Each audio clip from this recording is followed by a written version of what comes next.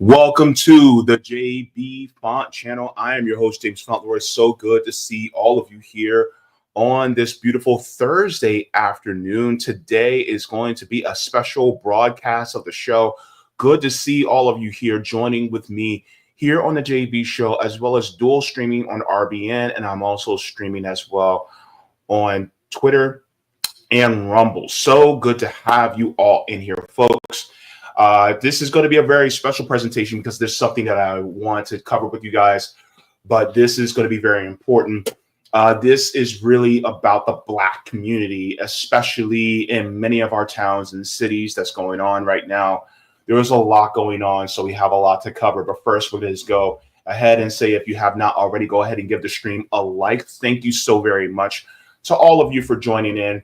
Also, if you guys would like to subscribe to my Substack, you can subscribe at Jaybefaunt.substack.com for email notifications whenever I go live, upload clips, or write any articles. And then if you guys would like to send me any type of questions for me to video respond to or to react to, you guys can send that through QBounty at qbounty.com/Jaybefaunt. So with that being said, hello to everyone. But whenever I have a guest, I would like to be very respectful of their time. And without further ado, I would like to introduce my guest. But first, before we do that, what are we talking about? As the thumbnail shows, is Black Americans versus neo-Nazis. This is going to be a very important stream to cover because we see the rise of fascism everywhere across this country. And we can get into that a little bit more in a little bit. But I would like to introduce activist, as well as also our person on the ground, CEB Applejack. Good to have you here. Thank you so very much for joining. Hello. I just want to really appreciate and say thank you for having me here. I apologize that I'm out here, but I'm still trying to make it out but I'm here in Greater Cincinnati right now. Still traveling, probably about an hour from Heights. This is an amazing story. Go on. Yeah. So one of the things that I wanted to do was I actually touched on this story a little bit on Tuesday when talking about what's going on, in this country, especially in regards to the rise of fascism. But I'm going to start off with the World Star Hip Hop video because that gives us a lot of context of what's going on. And so then I also want to touch on not only what's going on, but also there are other towns just like this. There's a town very close to me that is also a Black majority town here in Florida as well that I want to touch on as well. So we're going to get into all that. So I'm going to share my screen really quick, and then we will talk about this on the other side. Thank you so much again to everybody for joining us for this very important report. So let's get into it right now. This title, Ain't Nobody Scared. So let's get into it.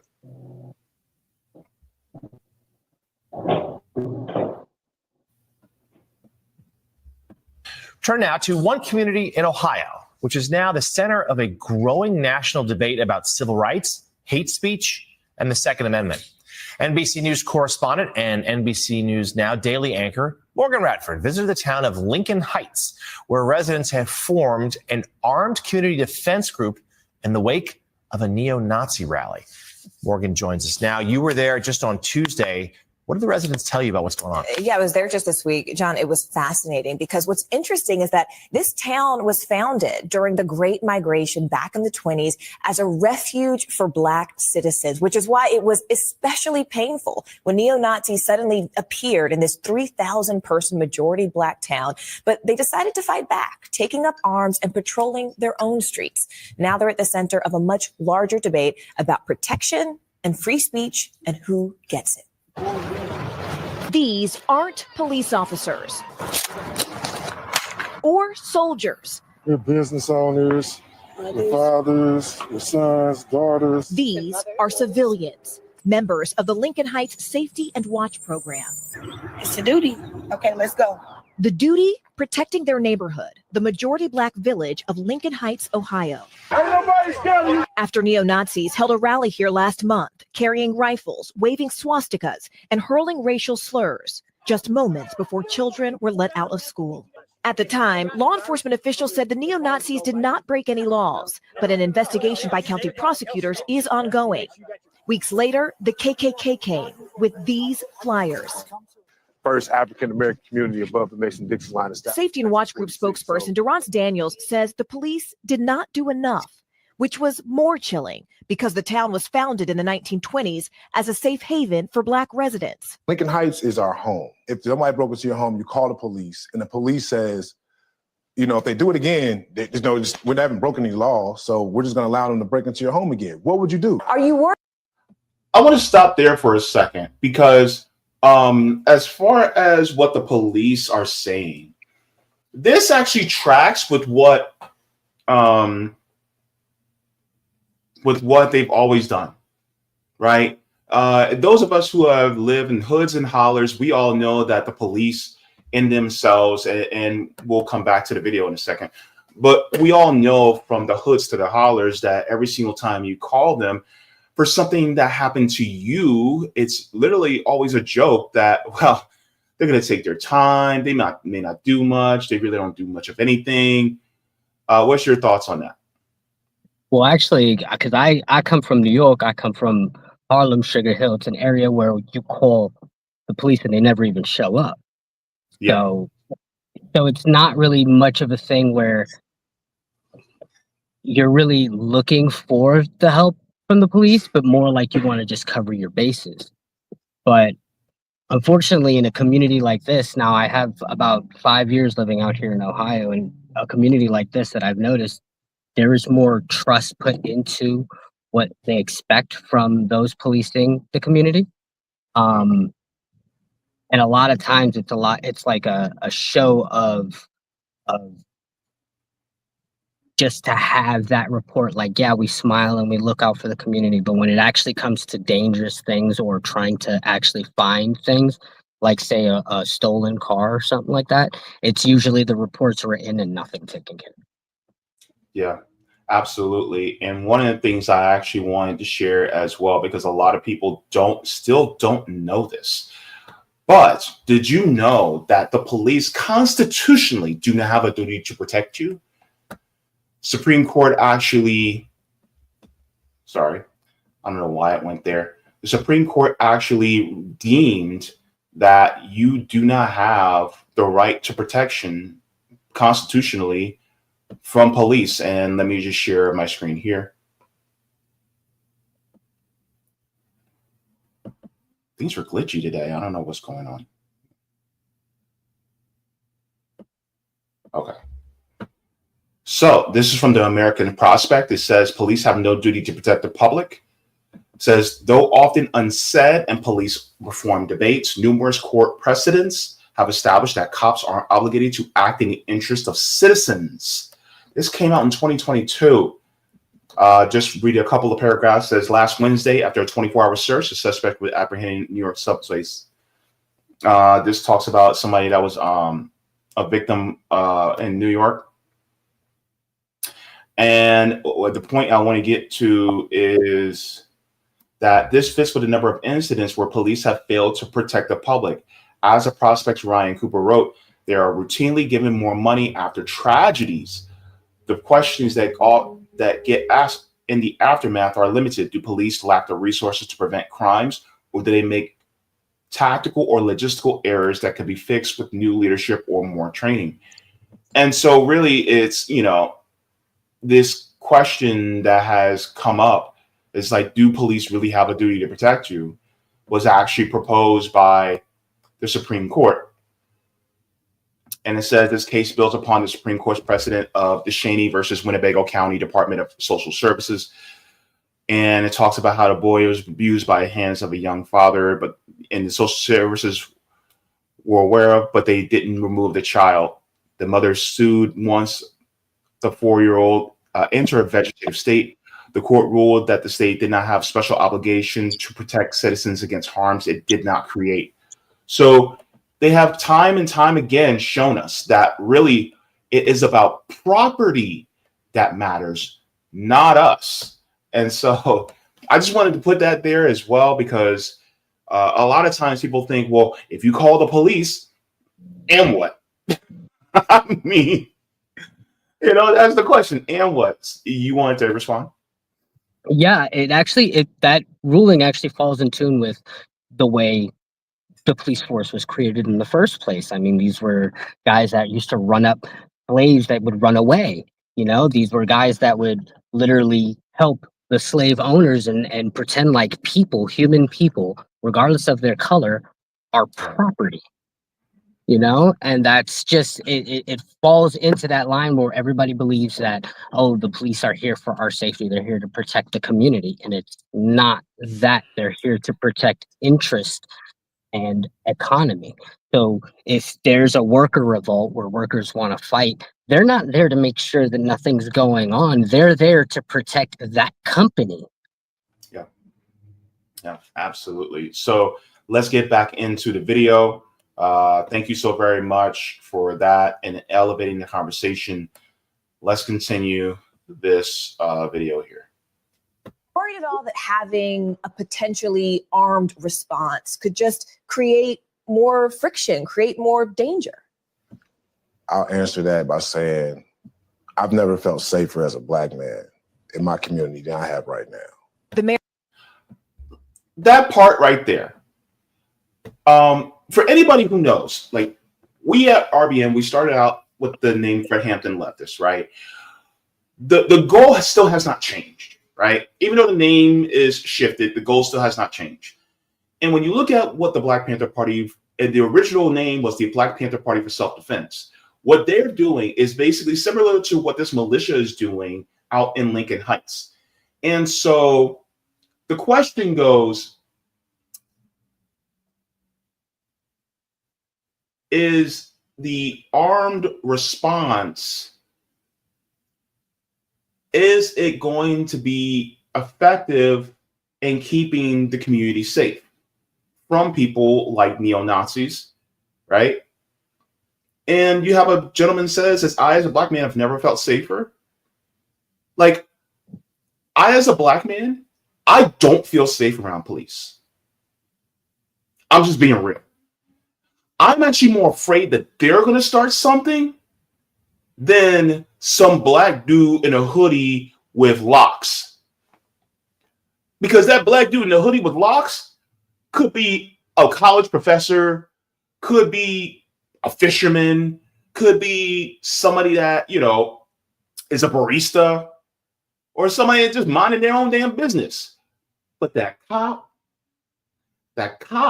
has something in there that's a tie to the white supremacy within police that goes, I agree with these neo-Nazis, but I don't want them to know it. That's what it feels like. You know what I mean? I actually agree 100%. The whole thing about it that people don't seem to realize is just like how you would hear the rhetoric that, oh, the police force is the largest gang. The reason why you have that is because of the structure. So when you see something like a Black man who's a police officer and he's looking out to follow behind his police officers that most likely overwhelmingly at a huge percentage will be white over any other minority ethnicity. But the point is that they look at the structure. So the Black man's looking at it like, oh, these are my brothers and I'm going to have my brothers in arms. And it's not like that. It's a structure that was created behind white supremacy and defending white supremacy. This is literally Jim Crow laws being enacted in a hidden way, but they're trying to no longer make it be hidden. That's why they're trying to get all these media news coverage while they're doing this stuff. Absolutely. And also as response to when people go, well, if you want to change the police force, just go in from the inside. How'd that work for the Democratic Party? If you want to change the Democratic Party from the inside, how's that work? You hit that one right on the nail. And I like to channel, my sister Savvy Sabs. She says, cops who are Black, they are cops first and Black second. Meaning, there's some of the worst cops out there because they're going to try to make themselves look good, against the white cops because they want to impress them. So who's going to beat me more? Like if there's a white cop and a black cop in front of me and they're going to come after me, you know who I'm going to fear to get beat by more? The black cop, because he's going to want to try to impress the white cop. And that's the way it is. Hell, you ever seen the show Shameless? Oh, yeah. Remember that one where Carl was trying to become a cop and one of the cops that he was training with was a female cop, a black female cop? Oh, yeah. And the way she was racially profiling her own people, bro, that's them.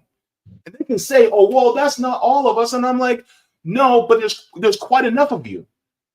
And, this one of the people who I want to have on is Garland Nixon because he's a former police officer, but he's not down with them like that no more.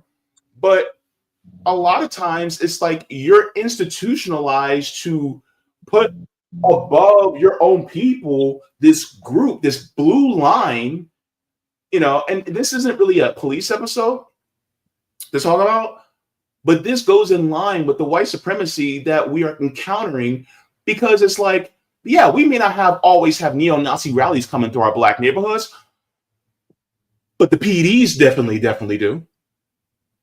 Whether it's LAPD, NYPD, Austin PD, Orlando PD, they're always coming through, or the sheriff's office. Some of these people, they're in also some of those neo-Nazi rallies. They're in some of those Proud Boy rallies. And so we're constantly being rallied all the time. This isn't just a one-off.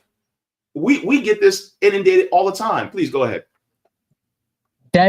That's the whole thing, and especially when you view everything like, I just want to state, propaganda is crazy, okay? So the way we live our lives now, it's propaganda inside propaganda inside propaganda. So when people view things, they don't realize, hey, the structure I'm living under, it's designed to lie to me to make me think everything is great when in reality I'm being oppressed. And we're all being oppressed in certain ways. And we just don't realize it because this is normal life to us. This is every day what we see. And that's how it's by design supposed to be. Yeah, definitely. So let's continue on. This goes even further. Mayor of Evendale, which oversees the police force that responded that day, said in a statement to NBC News, our emphasis on de-escalation and public safety resulted in the incident's resolution without injuries to any of the persons involved. Come on. But residents here say they can't afford to wait. Every day, the Safety and Watch group escorts children to school and patrols the streets. Why do you all wear masks? Those Nazis, we have reports of them finding our backgrounds. So we're not hiding ourselves from the residents, but we're protecting our family from what we're doing out here. While many locals... I want to point something out. First of all, about the masks. That's important because who controls the institutions that actually come after us? Those are the same people the politicians were voting in. Yeah.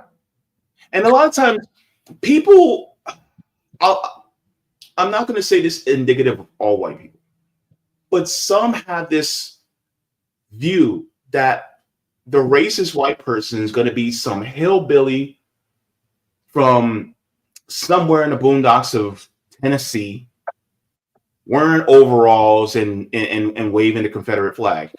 No, these are people that are actually principals in our schools. Some of them might be even teachers. Some of these people are lawyers. Some of these people are judges. Some of these people are prosecutors. Some of these people are doctors. Some of these people have all different types of access to us in ways in which are very sensitive. So, of course, they have to hide their face.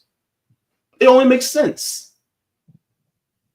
And then on top of it, I also want to direct attention to this, because if you notice in the middle, it's not just men, it's Black women that's also protecting their area. And so this is what I say when it comes to protection is all hands on deck. I don't care what gender you are, right?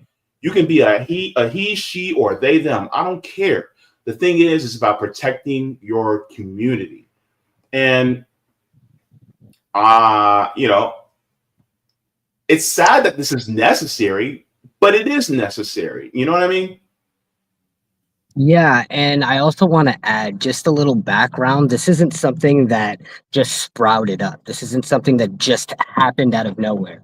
This has been going on since the 1920s with Jim Crow laws, where they've been trying to fight against this. Now, if you know anything of the history of Lincoln Heights, the community in itself was created as a safe haven to house Black people when they were trying to run away from the Great Migration, like they said in the clip in the beginning. Now, they've been having to deal with surrounding and neighboring towns like Evansdale, where a lot of the neo-Nazis actually live, and they've been doing raids like this for years. It's actually been generations, and it's actually further in with the police force that's also supposed to be helping them, because even way back in like the 1930s, I believe it was 1932 or 1933, where the police sheriff actually moved their gun range close to children's playground, so these children grow up for generations and generations with the trauma of having to hear gunshots right next to them. And these are neighboring towns. There's no reason why the sheriff has to come into these two neighboring towns, knowing that they're dealing with a stressful issue, and just continue to antagonize it and keep poking in on it. And it shows where they stand in this struggle. It's not about hate. It's supposed to be about love and peace, and showing that everybody cares about themselves and their community.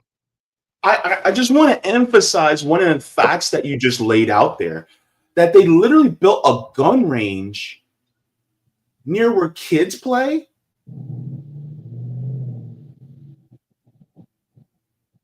Unfortunately, that's a fact. That's something that they're still dealing with now.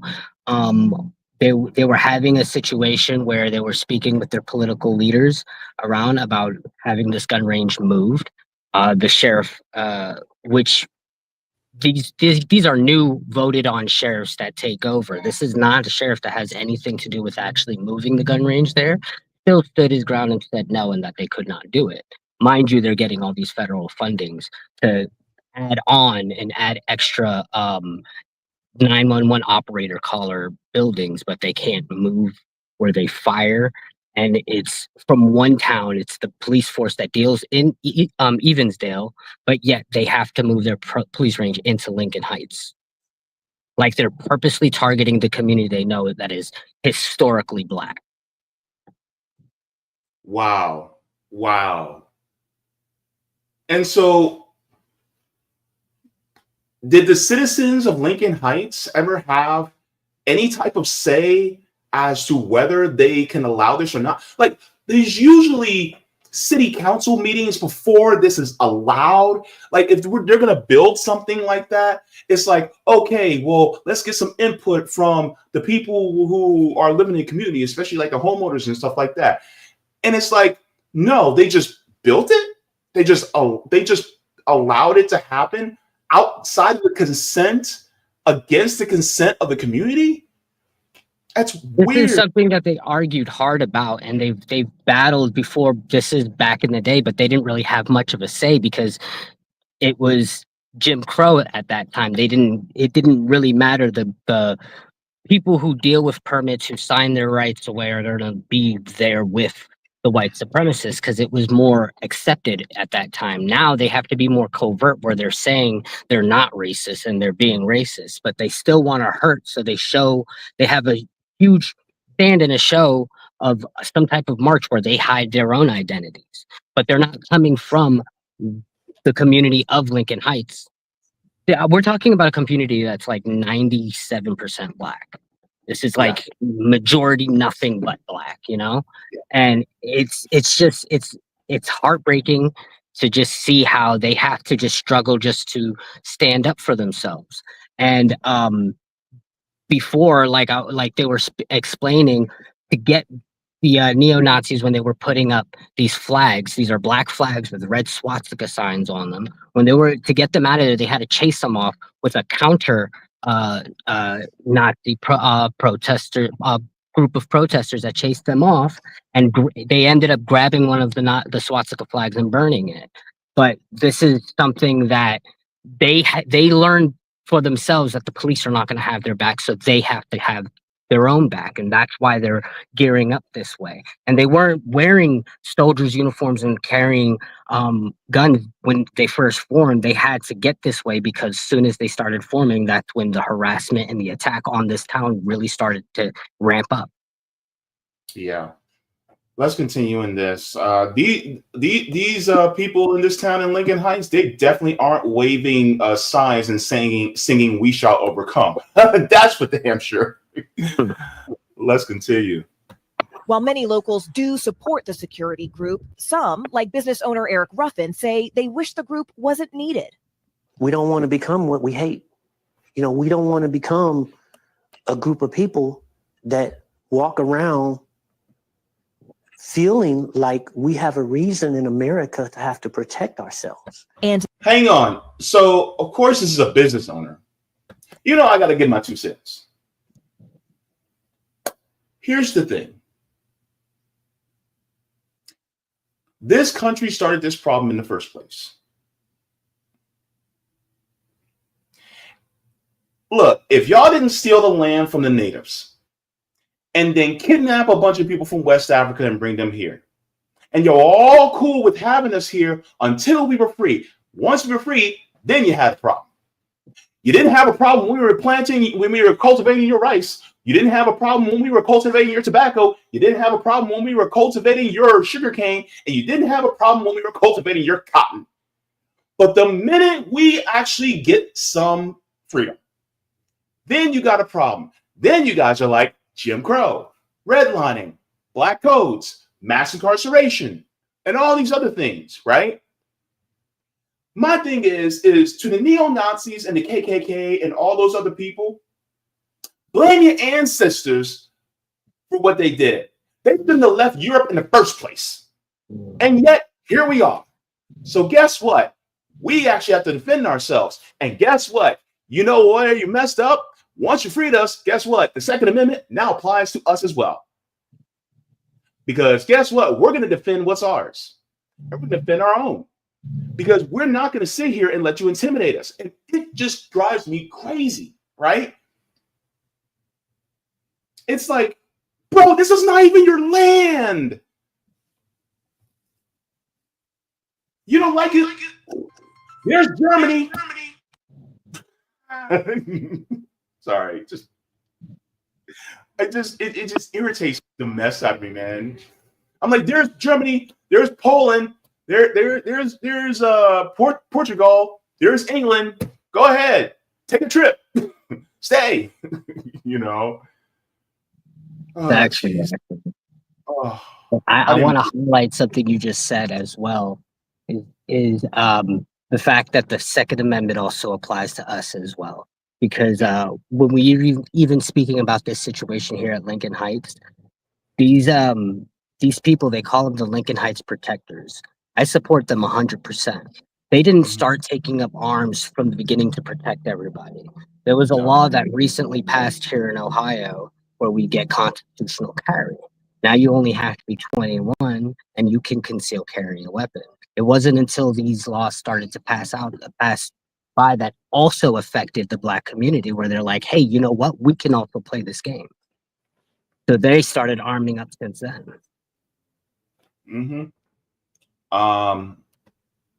And for a lot of people, when it comes to stuff like this, in fact, you know what? Let's continue, because I want to make sure I get through this video, because I don't want to go off on another tangent, because I know I will.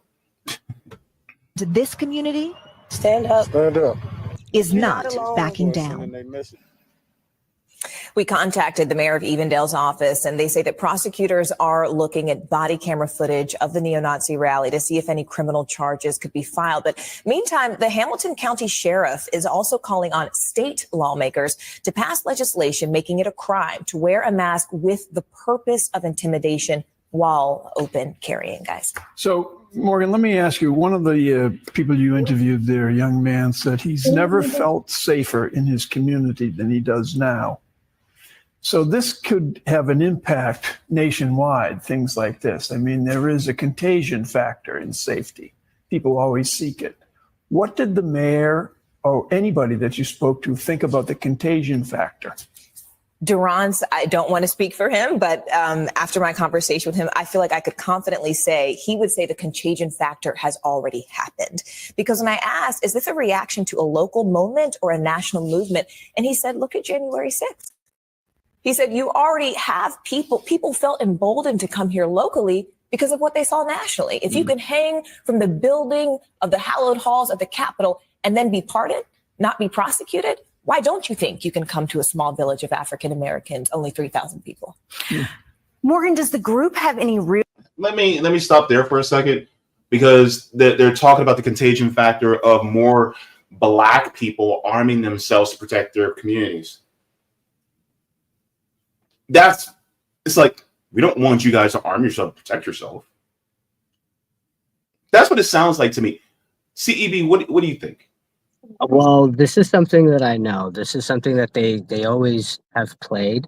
Something I noticed probably about 5 years ago when I really started paying attention. And they like to say things, they like to put things out there and tell you the reality of what's going on, but they like to use it in rosy speech, where they'll sit there and say things, but if you didn't catch that, I promise you a large part of the community wouldn't have caught it. Where they're sitting there and saying, hey, this is a contagion, that we have people trying to actually protect themselves. They do not say this in majority white areas. Instead, they're sitting there having fights about, you're not taking our guns. And that's just how it is. But once you start speaking about a minority community, whether if it's Hispanic, whether if it's Black, whether if it's Asian, whatever the minority, that's when they start saying, hey, these guys are starting to arm themselves. There's a lot of them. Maybe we should keep an eye on it. And they'll push it out there like, oh, well, we want to see how we can protect these people so they don't have to arm themselves. Maybe this is something that we should have looked at when we were causing the problem in the first. Yeah, I mean, this is basically what happened in California. I mean, when the Black Panther Party was actually patrolling their neighborhoods with rifles, and the fact that they saw Black people open carry with rifles in California, which was they were within their full legal rights to do, then that's when they wanted to do gun reform. And this was under Republican Governor Ronald Reagan. They wanted to do gun reform because they saw Black people carrying guns and protecting their own. So now it's like, you see that again. It's like, well, man, we don't want this to happen. So maybe we should actually start making policies so that, number one, they can't do it anymore. But you're going to have to impact white people when you do it too. And the white people aren't going to stand for that. And then on top of it, it's going to end up being, if they start doing this, then it's going to influence. Because I think there's one in Georgia. I forget what city in Georgia. But I think the name of the militia group, the Black militia group, was like the Not Fucking Around Crew or something like that. And so they were a Black militia group that whenever, any white supremacists got, a little too uppity, they click, come closer, see what happens. And so then that makes them think like, whoa, we can't do that. And so it's the same thing with this. And the thing is, it's like, if it's a contagion that you're worried about, it's a contagion that's created by white supremacy, not by us. This is a reaction to the contagion of white supremacy that has been plaguing this nation for 500 years. So are you going to deal with it now? That's my question. Because the thing is, it's like, we're not our ancestors. We're armed too. That's the difference. Our ancestors weren't armed, but we are. And so it's like, okay, so what do you want to do? Are you ready to actually deal with this in a peaceful and civilized way? Or are people going to have to start defending themselves from the hatred that you spew? And this also goes into what the United States has done historically. Like, for instance, you have Operation Paperclip, where they actually let in a whole bunch of Nazis into the country after World War II. Or let's talk about a little bit more forward in the future, when they were sending money to Ukraine, which was largely going to a bunch of Nazis like the Azov Battalion. And so we're literally supporting Nazis in Ukraine. Or let's go even a little bit more forward in the future, where we're literally supplying money and weapons to the IDF, which is committing a Holocaust in Gaza. And the same people who are the IDF are being trained by the police here, those same police who are also part of some of those neo-Nazi rallies and Proud Boy rallies that we see before us today.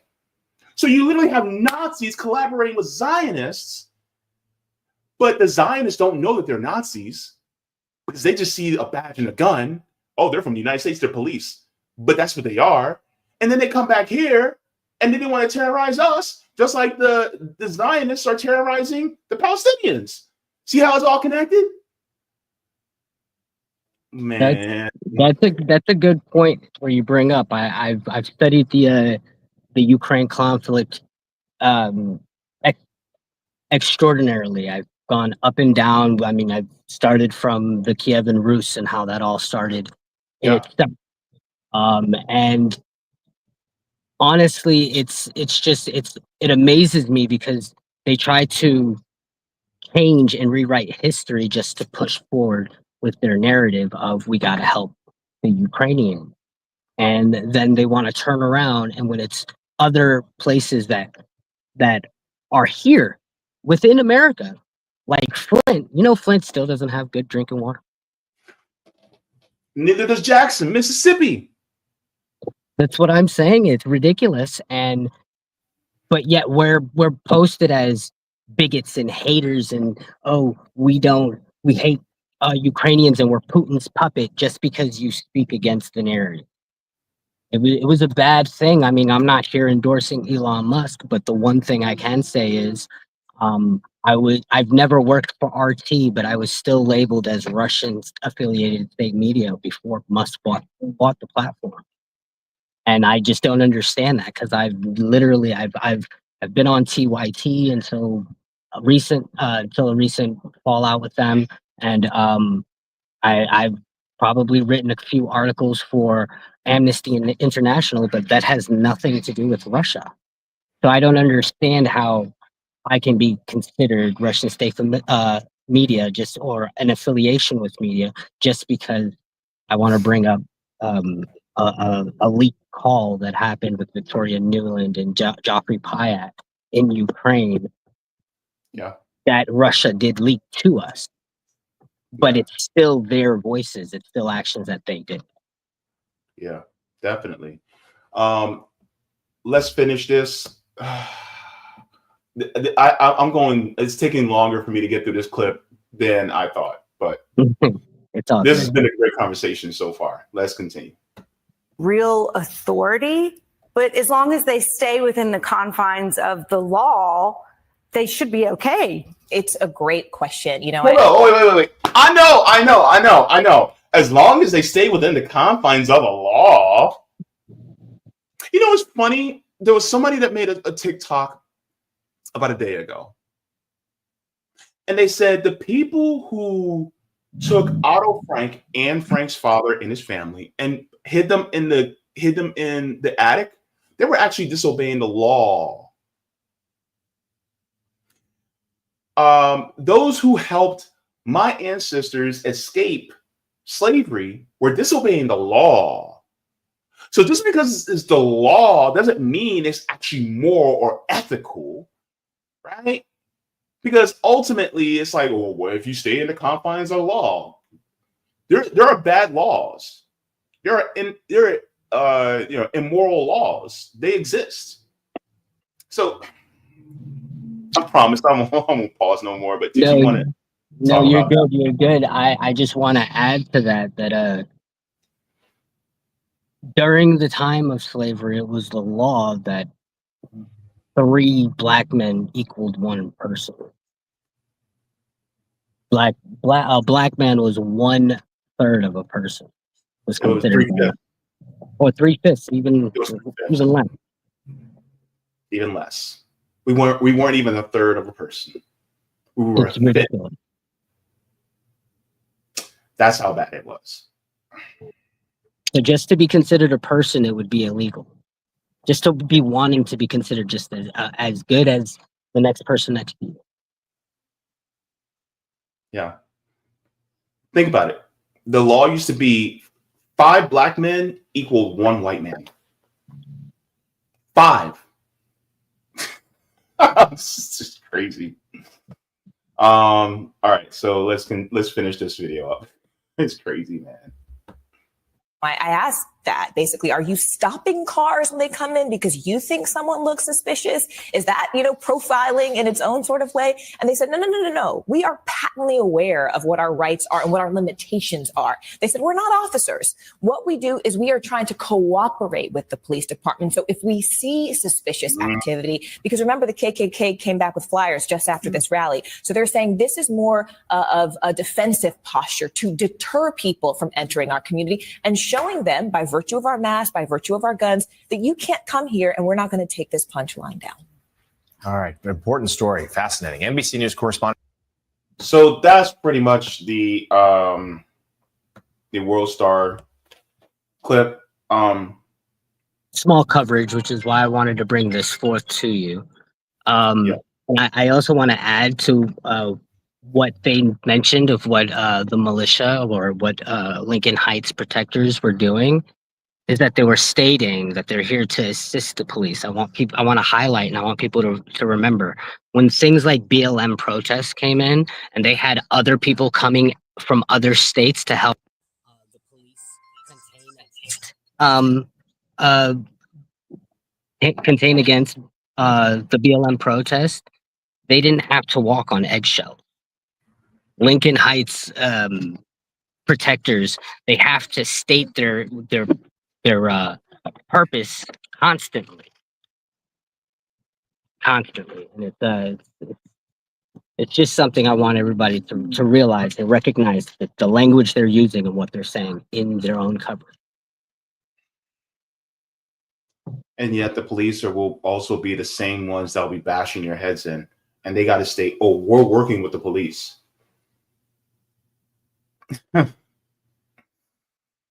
Jesus Christ. It just angers me, the fact that they actually have to state that, "Oh, we're here to protect," when in reality they're doing what the police failed to do. That's what they're doing. This reminds me of a city out of Florida. I'm going to share this with you. So there's also a majority black city here in Florida, not too far from Orlando. It's about 6 miles away from me, 6 miles to the north. It's called Eatonville. I'm not sure if you ever heard of that city. But Eatonville has been a majority black town. And let me share just some of the factoids about Eatonville.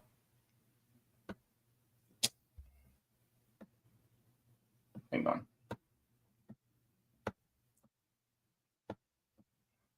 So here is Eatonville, right? It says Eatonville is a town in Orange County, Florida, my county, United States, 6 miles north of Orlando, is a part of Greater Orlando, incorporated on August 15th, 1887. It was one of the first self-governing all-black municipalities in the United States. Brooklyn, Illinois, incorporated on July 8th, 1873. It is the oldest incorporated black town in the United States. The Eatonville Historic District, Mosley House Museum are in Eatonville. Author Zora Neale Hurston grew up in Eatonville, and the area features many of her stories. Robert Hungerford Normal and Industrial School was founded in 1897 to provide education for black students grades 6 to 12 and taught children for over 100 years. In 1990, the town founded the Zora Neale Hurston Museum of Fine Arts. Every winter, this town stages the Zora Neale Hurston Festival for the Arts and Humanities. Now, just as an aside, I used to go to the Zora Neale Hurston Festival as a kid. So trust me, I know this. And then it says the library for her opened in January 2004. Population was 2,349. The 2026 census. Vast majority are black or African American. Eatonville has no gas station, supermarket, or pharmacy, only a Family Dollar. With a median household income of $27,000, the town is struggling to survive. So this is a majority Black town, and they're living in poverty. And so if you have Black towns like this, hang on, let me ask you this one question. If the role of neo-Nazis marching up and down a neighborhood is to recruit, why would they be in a Black town?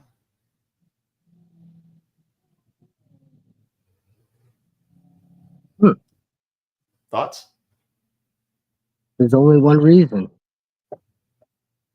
There's only one reason, and that's literally to instigate and to push on. It's intimidation. Exactly.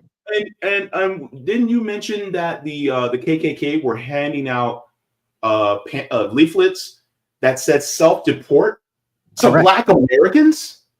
Correct. You mean to tell me that some of these people with German, English, and Polish ancestors that came through Ellis Island are telling those of us who have ancestry that's longer than theirs in this country that we need to self-deport? Are you kidding me right now? Are they what are they smoking? This literally happened weeks after they had their demonstration with the black flags and red swastikas.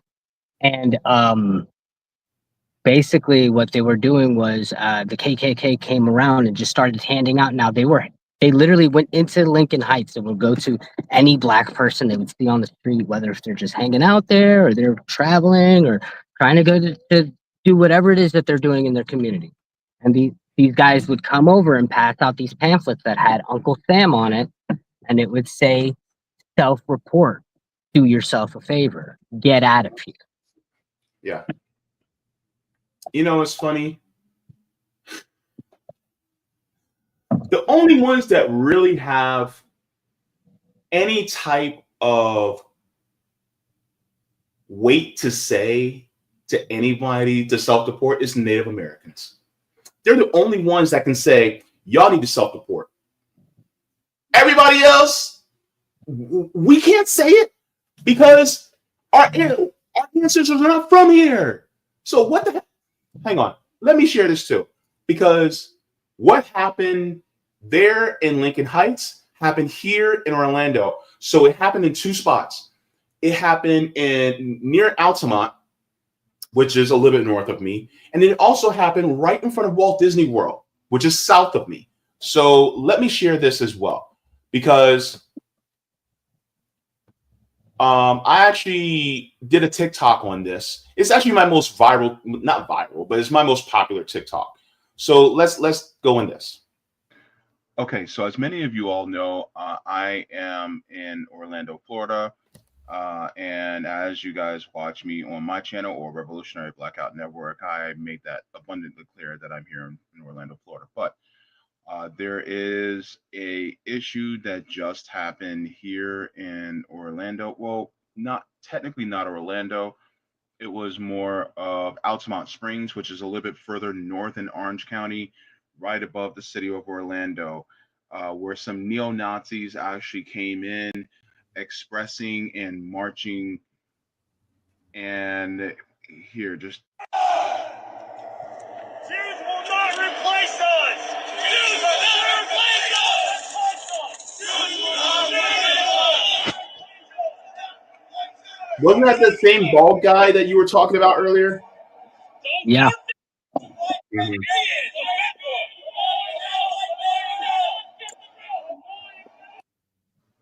This is what happens when you scapegoat people. You scapegoat people into thinking that marginalized people like myself are the problem with this country, when in reality it's the corporate dictators that actually run this country. Those corporate dictators will use people like them and tell them the problem with this country is an insert marginalized group here. And then once they think that the problem was with the rest of us and they want to exterminate us out of this country, when in reality, the problem isn't marginalized groups, it's actually the corporate billionaires and the corporate dictators that are actually running this country. Being marginalized is a class issue. Being black is a class issue. Being disabled is a class issue. Being LGBTQ is a class issue. Being an immigrant is a class issue. Being a Muslim or a Jew is also a class issue. Why?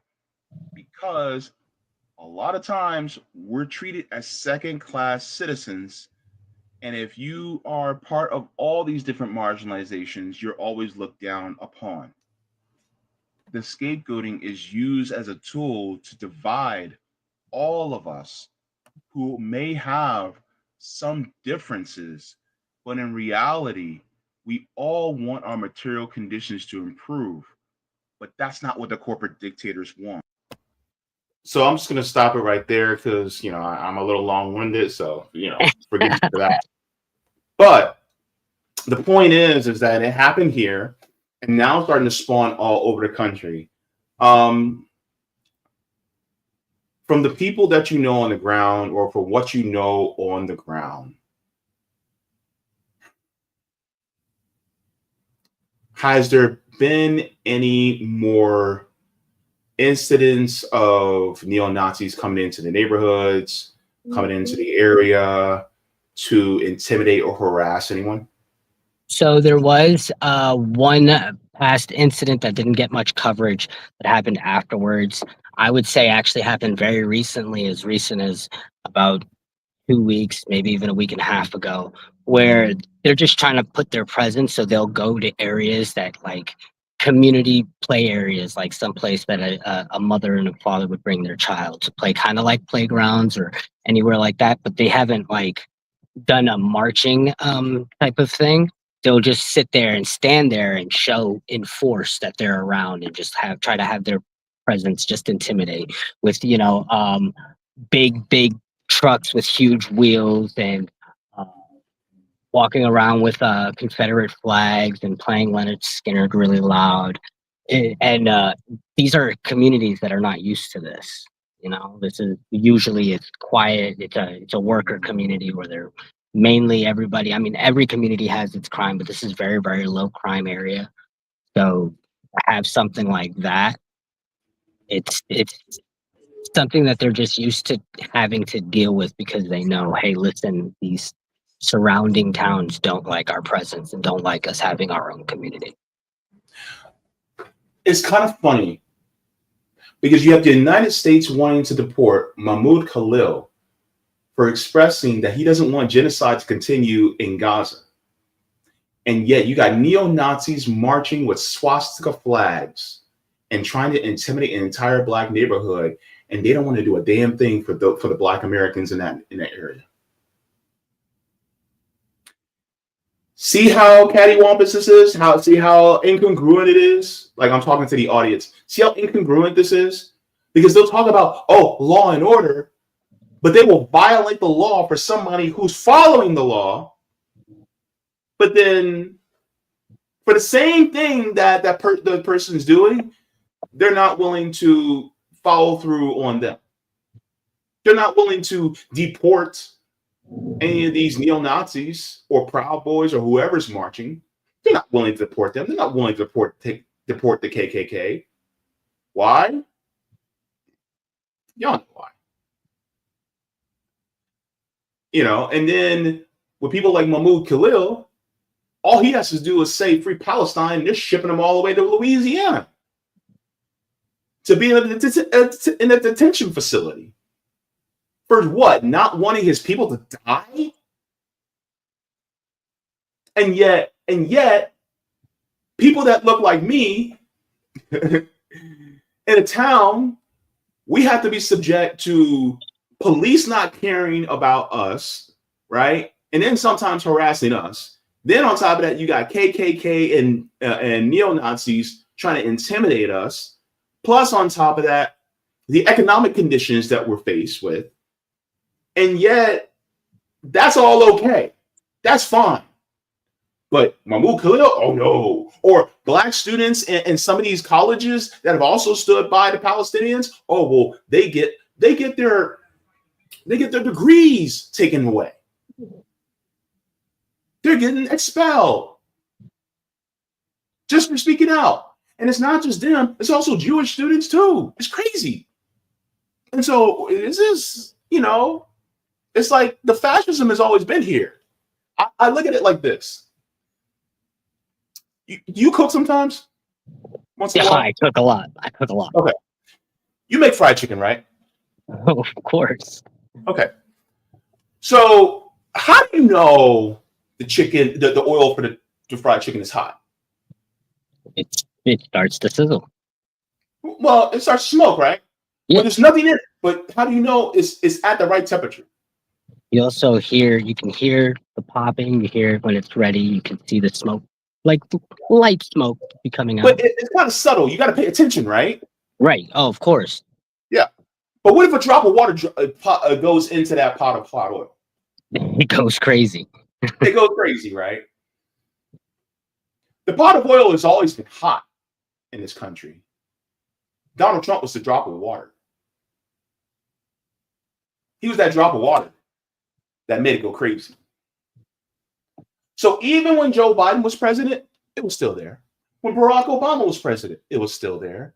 When George W. Bush was president, it was still there. So has nothing to do with, oh my God, this is a revolt against Obama. No. Obama was actually one of the people who actually perpetuated the fascism within this country. The problem is that, and I argue this all the time, and some people may disagree with me, but it is what it is. But I after reading, more about our history, I would contend to say that this country has been fascist since 1776. It just has. Because if you're willing to do genocide of Native American people and then enslave another people from Africa, the way that you have, that's fascist to me. Because you are holding hands literally with the captains of industry who are the textile people who own all the factories in the north, and you are in the agriculture, slave holders in the south, you're shaking hands with them. That's fascism. It's been here. And so right now, the neo-Nazis marching and stuff like that, that's the oil popping right now because of the water drop that came in.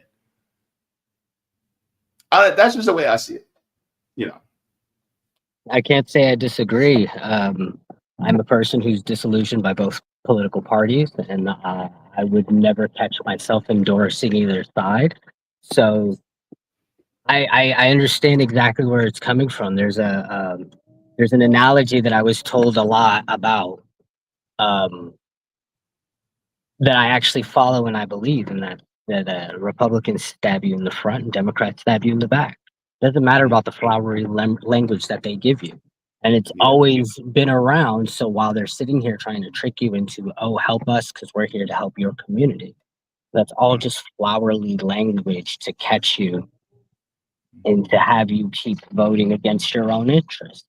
That's just the way it works. It's always been here. There is no Democratic savior. There's no Republican savior. You're going to live through what we're living through, regardless to who's sitting in the seat of the president. Yeah, definitely. Is there any other information that you know of that's pertinent to this story? Because I believe we've captured the whole basis of everything that's going on. I will be writing more about it on my Substack, and I will be seeing if I can catch people. What's your Substack? Personal interest. Actually, I'm brand new to it, so I can probably put the link. You can put it in the private chat so I can share it with the audience. Yeah. I'm sorry, I didn't know. So. No, you're good. I appreciate it.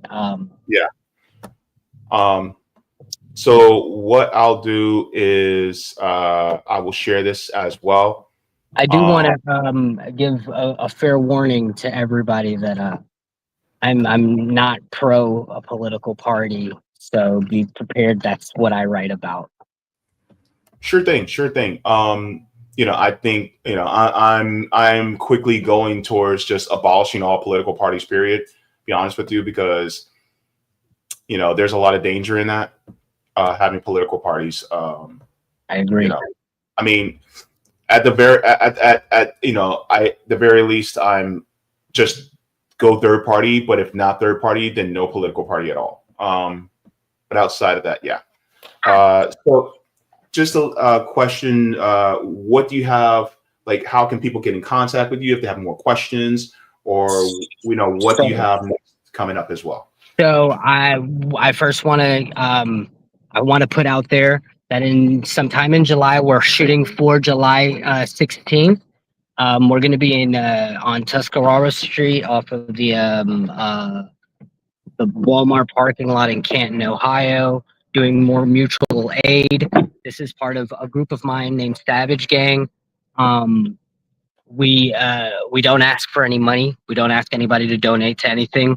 We all are going through a process where we can live a little bit better than what we're used to. And instead of just trying to grow that wealth for ourselves, we're just constantly throwing things into a pot, into a little kitty. And we'll buy perishables, we buy clothing. The last event we had, we paid for this mother of three's rent for a month. And we put some of the homeless into hotels for a week. We just try to help out, and we go from town to town out here in Ohio. We've been to Warren, we've been to Massillon, we've been to Kent, we've been to Canton, we've been to Akron. We've been to Warrensville, Ohio. We've been to Louisville, and we're just trying to keep the momentum going. We try to recover after every event, and then once we can afford some more, we throw it out. We throw it out there. I want to give blessings to RBN's own Rome, who gave me the idea with his own mutual aid and what he's been doing. And I also want to give a shout out to all my brothers in CEB. They've been promoting everything I've done and my activism and going out there. I think my first draw of some type of stardom was with the train derailments in East Palestine, Ohio, where I was out there and I was able to help with fellow YouTuber Savage Joy Marie, where we were able to protest outside the EPA building and do some interviews with some of the community that was out there. And I want to give another shout out to Middle America. You can look up Middle America on Facebook. We have our own group where we all discuss the news. It's not an echo chamber. Everybody has their own political biases. There's also Middle America with Vin and Sori on YouTube. That's where you can find me as well. And we just want to get the news out there. And I appreciate RBN for having me, especially you, JB. You've been a huge inspiration for me to keep doing what I do. I sit back, I watch your shows, I see your struggles and how you get through them, and you don't whine, sit, kick, throw a tantrum, beg. You don't do any of that. You just keep one foot forward, and it's something I respect, and it's something to remind me as a man that I have to also do, so that we can all get to where we need to be. And it's not just me, it's us. And if we're not here to protect ourselves, who will be? Because nobody else is going to look after us. Man, thank you so very much for those kind words, and thank you very much for the shout out. Look, you're doing the damn thing. We're proud of you because you're doing the damn thing and you're showing compassion and love for your community. You have impressed me. So I just got to say that. You've been talking about the mutual aid, giving out super chats and going, hey, we're doing mutual aid in this area. And so keep it up. Know your limitations, because a lot of times, we're human beings, but keep doing at it. And look, please don't be a stranger, and please come back soon. I'll have you on for some news segments. We can talk about that, things like that. Okay. Definitely. I appreciate it. Appreciate you guys having me. Also check out my Twitter. I'm not going to call it X. So check out my Twitter. It's @ Applejack59 without the C on Jack. And other than that, I'm proud to have been on, and thank you very much. Thank you so very much, Applejack. Nice to have you. All right. Bye-bye.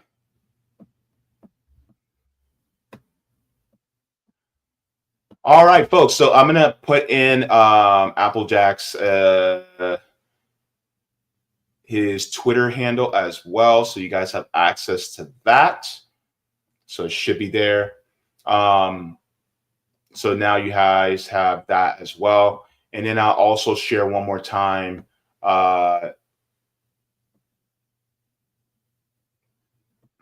CEB Applejack's Substack. So you guys can have that as well. Okay.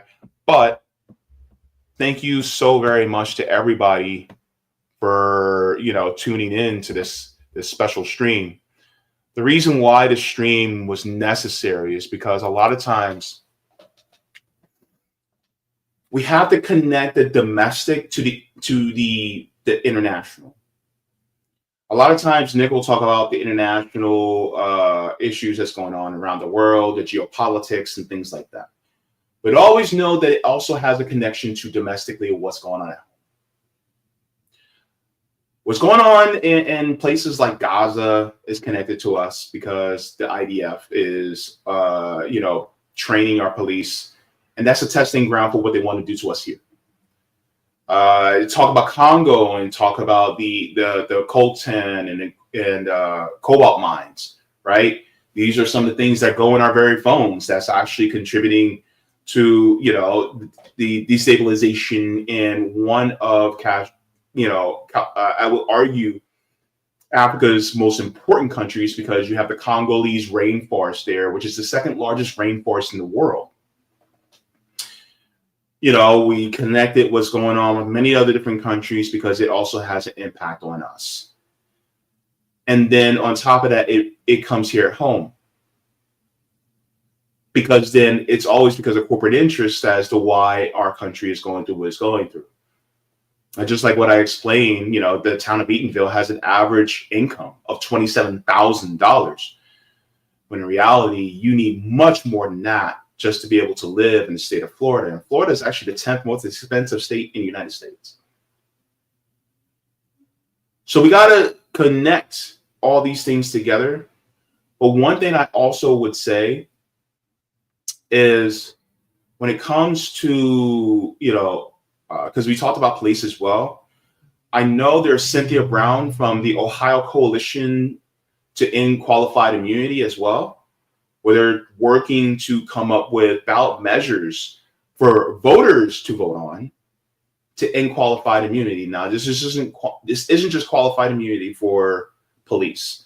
This is also ending qualified immunity for elected officials, DAs, things like that, because sometimes they can get uppity too. They can get rowdy too. And so you want to end that qualified immunity. So they face the consequences of their actions. So this is the most peaceful possible way that we can. We're running out of those in order to shield and mitigate the damage and harm done to working class communities. So I just want to put that out there. So the Ohio Coalition to End Qualified Immunity, they actually have a Twitter page as well. And I got to have Miss Cynthia back on as well. But this is the point, right? Everything's connected. And this is why CEB Applejack is doing mutual aid in his area. Could you be doing the same? Get in contact with him. Message him. Be like, hey, how did you do it? What ways, glean from each other. These are the things that we can do to actually help our communities. Because that's how we're actually going to save ourselves. Not through the Democrats, not through the Republicans, because they don't care about you. But could you as a neighbor, could you care about your neighbor, and could your neighbor care about you? We got to do it. We got to do it, folks. All right, please go ahead and give a like to the stream. Thank you so very much for everybody for joining in. I'm also going to do shout out to the patrons really quick, and then we will get into the comments in the chat. All right, folks, I'm actually on time. Well, kind of slightly on time, but let's get into it. So I want to give a personal shout out to the patrons on Patreon on my channel. And a big thank you to all of you. And here are the tiers. You have Mega Jaybefaunters, Super Duper Jaybefaunters, Super Jaybefaunters, Jaybefaunters, Comrade, Solidarity, and JB members. And to any and all new members, a big, hearty thank you for joining and supporting the channel. It means the most to people like myself. So thank you very much for that. Also, just to let you guys know, my channel is demonetized. So if you'd like to support the channel, then you can support the channel either through Patreon or PayPal. So I know I don't have super chats. I don't have, monetization, but if you guys like to, that's another way you guys can actually support me either on a month-to-month basis or just whenever you want. All right. Thank you so very much for that. All right. Let's go to some of the comments in the chat. Let me start. Let me check the Rumble chat just to see. All right. Looks like we're good on Rumble. So we're good there. Okay. Now let's go into the general chat. I'm going to start off with this. The ones I start so far, just saying hello and things like that. But I also want to get into some of these points that people made. We have Sip Sauce says, "Hi JB." So this is on the RBN side. Thank you very much for the super chat. Appreciate it very much. Chessie Chu says this ought to be interesting. It definitely was. CBC Voter says, "Happy Thursday at JB. Good to see you, CBC Voter." Bad Wolf says, "Who are these people?" Nazis. That's who the ones on the right were. The ones on the left were actually black people trying to defend their neighborhoods because they don't actually want, Nazis to take it over. Anti-fascist, if you will. Kevin says, "I have a feeling those neo-Nazis are federal agents." Boy, let me tell you. Look, just like every single time Peter Parker's not in the room, Spider-Man is. And whenever Bruce Wayne isn't around, Batman is.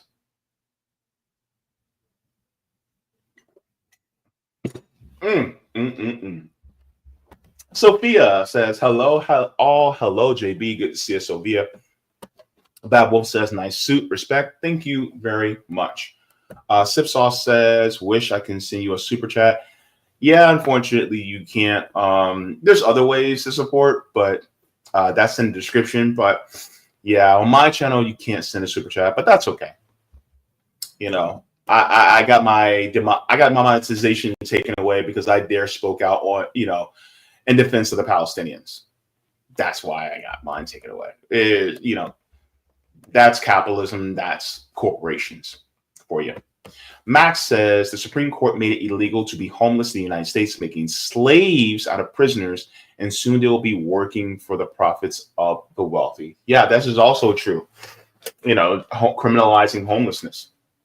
When in reality, it should be, making sure that everybody's housed no matter what. We could do it, but they don't want to because they think that you have to pick yourself up by your bootstraps, whereas all these other millionaires and billionaires come from either affluent or very wealthy households, and they were able to get their startup, with a lot of money already, and so they just have generational wealth. And by the way, 40 to 60% of all people who are unhoused, homeless, they actually have jobs. It's crazy, man. Javier says, "Dapper AF, JB." Thank you so very much, Javier. John Kemper, love to you, brother. Love, solidarity, all the good stuff. Babel says, "That man is..." Who are you talking about? You talking about me? I don't know why I start. Good to see you. Thank you. John Ivory says, "It's great to see you. Thank you very much." Chusy Chu says, "In other words, they don't have to care about the citizens. They are pretty much allowed to do whatever the F they want, even if it means abusing their power." Yep. Terry Hinton says, "Hello, Jaybefaunt and chat. Good to see you, Terry Hinton." We have Ryan coming in saying, "Can't reform the corrupt institutions based on slavery." End of line. Absolutely. Enough said. I am Kiera says goes back to the patrollers, slave patrol being worse than the slave owner. Yes. George says as long as there's a white supremacist system, joining the cops as a minority should be viewed as treason on top of a class treason. I'm gonna leave that there because John Ivory says, I'm from Boston. The police came through our neighborhood at 3:30 a.m. with lights and sirens that wake up people who are sleeping. That's just wrong, man. That's effed up, man. Sean Miller says, hey, great to see CEB. Yeah, it was. Really great conversation. Very, very, very brilliant guy. Hilliard Grigor says, JB, good to see you. Roger Meadows says, hey, JB, you snuck a show in. I'm 20 minutes late. He's blaming. He's talking about Terry Hitler. Why you tell me? I'm sorry. This kind of came kind of late, but I felt it necessary to have this conversation to, to bring this out here because I think we need to have more hyper focus on this because what's happening to Black Americans all over this country still continues to perpetuate. This is perpetual oppression that we continuously have down to this day. I don't care if you have a Jay-Z, a Rihanna, a Tyler Perry, who are billionaires. They're just exceptions rather than the rule, number one. Number two, it's like I said before, right? Being oppressed, you cannot imitate systems of oppression and then think that you're not going to be an oppressor. Black capitalism won't save you. So, it's just crazy, man, how people think that that's possible. I am Kiera says we are dealing with logic and reasoning. They're dealing with white supremacy. White supremacy is actually very illogical when you think about it. You're absolutely right, Kiara. Bobby says that standard procedures, we vote them in and they look after their assets. Come on. Absolutely. On the Twitter side, Human Rights for All says the inhumanity of Zionist neo-Nazi of occupation colonizing belief leave no room for humanity to function. It must be wiped out from the face of this planet, from our heart and our soul now. Yes, in other words, decolonize your mind, folks. Let's get into that decolonization. Street from Tony says, I don't understand how people can be against Nazism in the U.S., but be willing to consent supporting and arming neo-Nazis in the Ukraine. Because they always supported the neo-Nazis in Ukraine. They always supported the Nazis because the Nazis actually got their ideas from the United States. The United States is the blueprint. Right? That's basically what it is.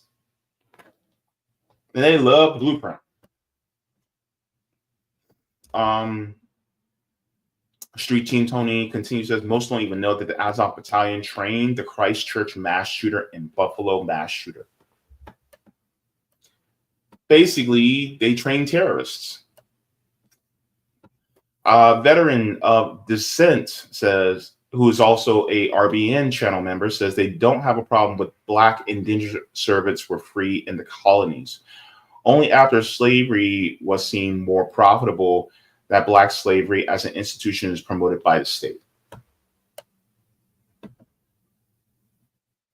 Street Team Tony says, but why be surprised with the U.S. government collaboration with Nazis when you have history like Prescott Bush, who is the father of George H.W. Bush, who funneled money from the Nazis in the Bank of New York, Operation Paperclip.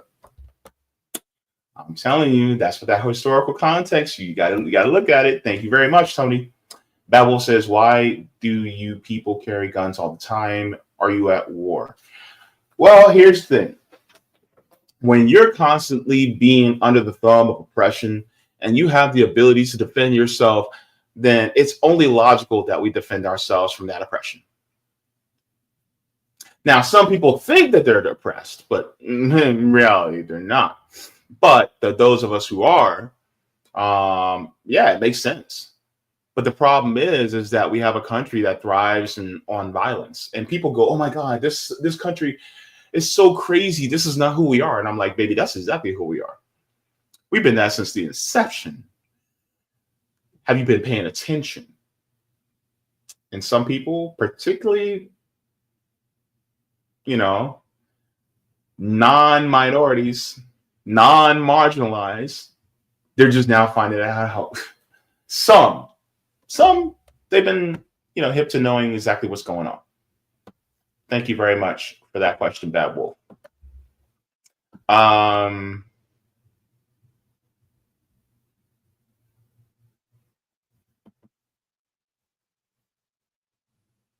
Let me go here.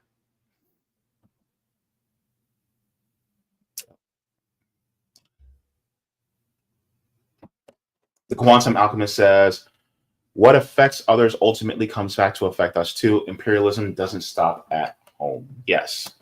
Thank you to Lauren, Extra and Stream JB. Thank you, Applejack, for an insightful and inspirational discussion. Thank you very much. Good to see you in the chat. Sheila.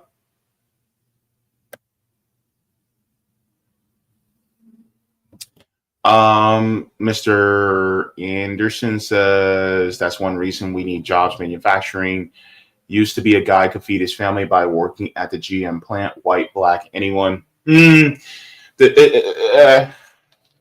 White, yes. Black, it depends.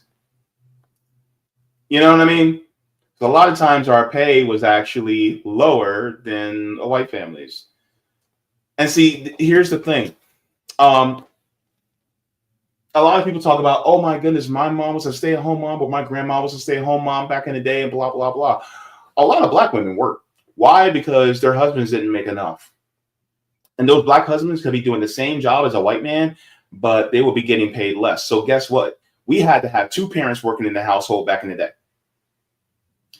So black women were actually doing a lot of the labor as well. But a lot of that was like domestic labor, being housekeepers, house cleaners, taking care of other people's kids, well, particularly taking care of white people's kids, things like that.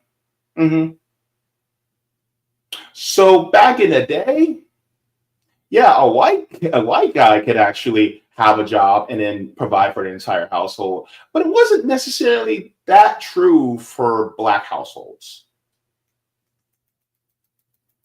So this is why we never had this revolution of black women going into the workforce, because they were already there. See the disparity there? There you go. James Starks, good to see you. Says great show, JB. All powered RBN. Thank you so very much. Terry Henson says, I'm so happy to do mutual aid with Savvy. I'm happy you get to do mutual aid with Savvy. I wish I could do mutual aid with Savvy. I'm jealous of you. Not jealous. Envious would actually be the right word. But I'm a little bit envious of you, Terry. Share the wealth, Terry. Share the wealth. All right. Good to see you, Edward. Max says, hey, CBC voter, saying hello to everybody. I love the love that you all have for each other. Batman TV, who is also an RBN channel member, says, but don't every channel defend Palestinians? Why are they picking on you? Oh, I get it now. Yes, because I showed some images that the corporate media and Zionists don't like. That's why.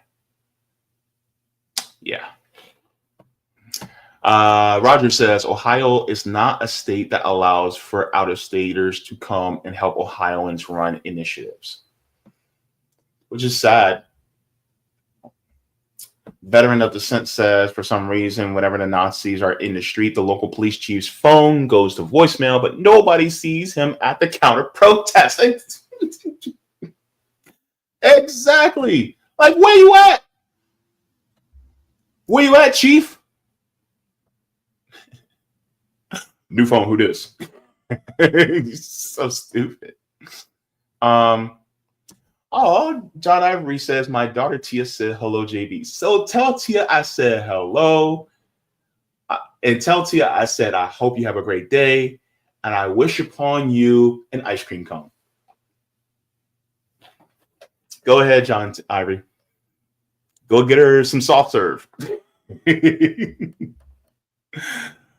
Man, sometimes I just wish I could just like be like, hey, you got kids? Here's $20. Go give them some ice cream. Don't tell them it came from me. Just give them some ice cream. Anywho, unless your kid's lactose intolerant, then juice pops or sherbet. Roger Meadows says health tip of the day. By the way, I am not a licensed medical professional, and this is not advice from me or RBN. Roger Meadows says health tip of the day: omega-3 fish oil and King Oscar mackerel is the natural lubricant for your inside. Roger, don't be talking about lubricant on my show.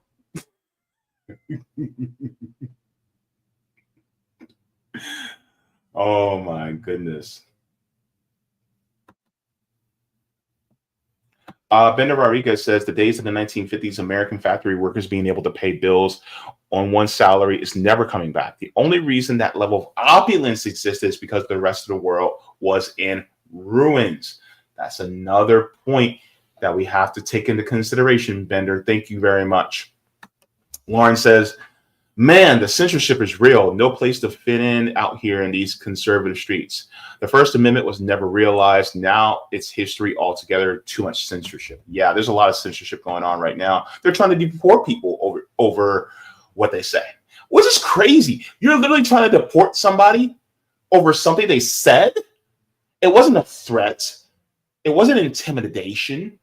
It was just they said an opinion that you didn't like. And also, by the way, RBN is being throttled. My channel's being throttled. Look, I know Sabby Sabs is over 100,000 subs right now, but I think she's still throttled because, truth be told, I think RBN should be at least close to 100,000 subs by now. And I think Sabby should be somewhere north of 250,000 subs by now. But we're throttled out the wazoo because we dare speak against the corporations. It's just crazy. But we're still making waves, no matter what.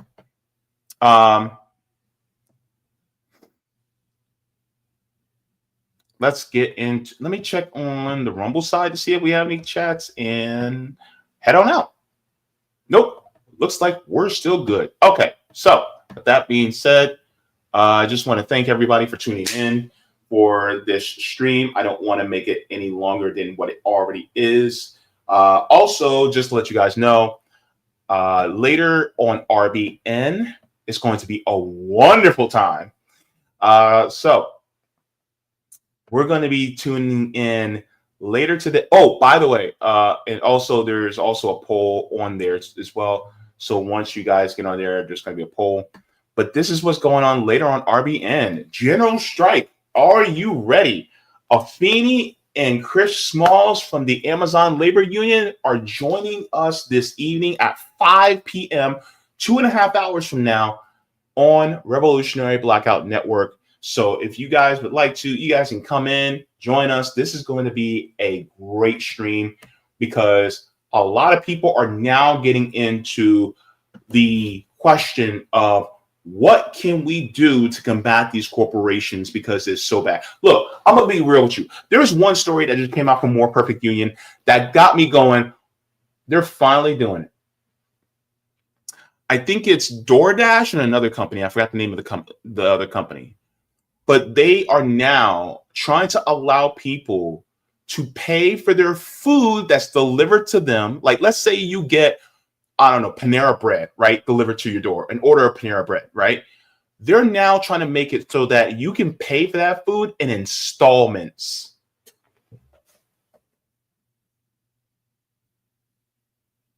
I know, right? What in capitalist hell is this? Pay for your food in installments?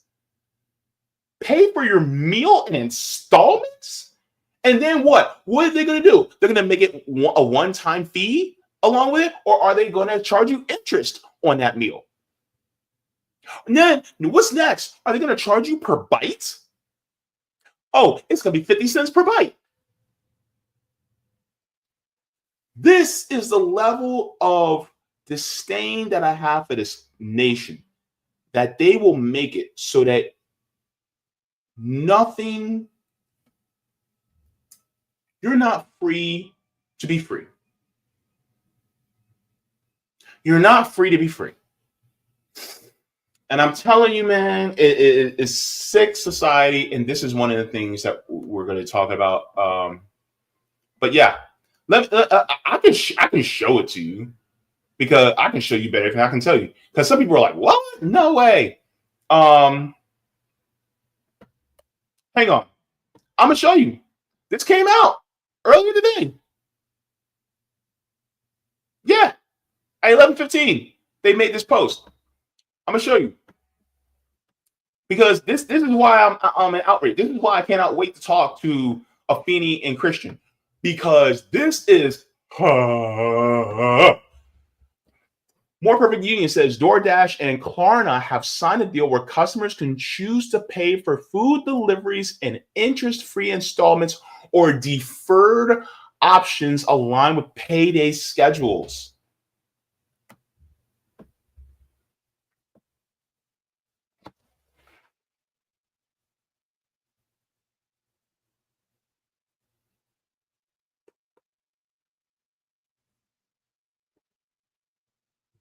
It's crazy. It's ridiculous. This is the stuff we're talking about. This. So tune in later at 5 p.m. Eastern Standard Time for RBN, because we're going to be talking about that. We're going to talk about that because, look, Afeni, former member of RBN, is going to be with us. Christian Smalls, they are organizers. They're activists, right? And let's have a conversation. And it's ridiculous. So this is why we talk about general strike. And remember when we had that general strike summit about 3 years ago? Yeah, we were ahead of the curve. We still talking about it. All right, everybody. So I'm going to head on out because I talked enough. Thank you very much for the super chat. CEB Applejack says, shout out to RBN for having me and caring about the community. Thank you so very much, CEB Applejack. Appreciate having you on. You elevated the conversation, and you taught me more, which I deeply appreciate. And I can't wait to have you back on once again in the near future. So thank you so much for that. All right, everybody. So I'm going to head on out. I'll see you guys in about 2.5 hours-ish or so. And look, water your plants, water yourselves, leave the world better than you found it. Do all the things if you got them, smoking if you got them, drinking if you got them. If you ain't got them, then watch something funny because joy is revolutionary. Read because reading is fundamental. And make it your business to do mutual aid and protect your communities. Learn self-defense. Please protect not just the people who you love, but also the people around you, and take care of each other because we save us. I'll catch you guys in the next one. See you later. Thank you so very much for watching my channel, and I deeply appreciate it from the top and bottom of my heart. If you wish to support the channel further so I can keep bringing you content that is educational and informative, you can become a patron on patreon.com/Jaybefaunt. You can find that link in the pinned comment or in the description below. No matter what you give, you'll be supporting independent media and education that helps make the world better. Thank you so much, and you can watch more of my content here. Mwah. More head kisses, and have a beautiful day.